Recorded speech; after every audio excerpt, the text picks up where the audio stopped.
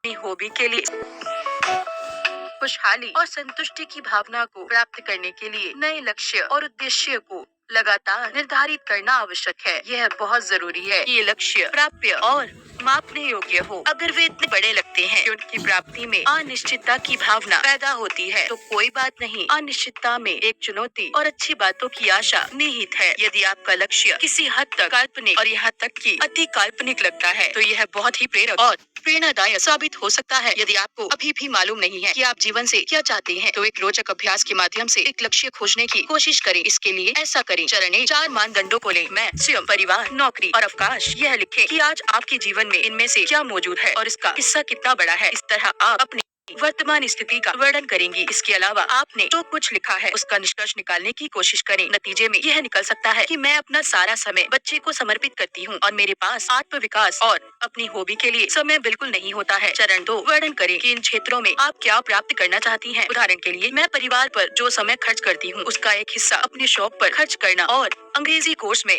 दाखिला लेना चाहती हूँ। चरण 3, अपने आप से पूछे जो कुछ लिखा गया है उसे हासिल करने में वर्तमान परिस्थितियों में आपको क्या मदद कर सकता है, और बेशक उपलब्ध संसाधनों को ध्यान में रखें। तय किए गए लक्ष्य को प्राप्त करने के लिए ठोस कदमों को सूचीबद्ध करना जरूरी है। उदाहरण के लिए, कल मैं अपने पति से शनिवार को बच्चे की देखभाल करने का अनुरोध करूंगी और यह कोर्स शुरू करूंगी, या मैं अंग्रेजी सीखने के लिए एक ऐप डाउनलोड करूंगी और अपने पति से बच्चे के साथ 2 घंटे तक घूमने का अनुरोध करूंगी ताकि मैं स्काइप के जरिए अंग्रेजी सीख सकूं। चरण 4, जवाब दे कि वांछित स्थिति पैदा करने के लिए मैं कल क्या करूंगी। इससे आपको अपने लक्ष्य की प्राप्ति स्थगित नहीं करने, लेकिन निकट भविष्य के लिए योजना बनाने में मदद मिलेगी। उदाहरण के लिए, कल मैं इस बारे में अपने पति से बात करूंगी, या कल मैं अंग्रेजी शिक्षक की तलाश शुरू करूंगी। इस अभ्यास में मुख्य बात कार्यों का ठोस अनुक्रम है। एक कदम के बाद दूसरा कदम उठाएं और ऐसा करने में विलंब ना करें। कल ही कुछ करना शुरू करें, लेकिन आज ही कुछ ना कुछ करना बेहतर होगा।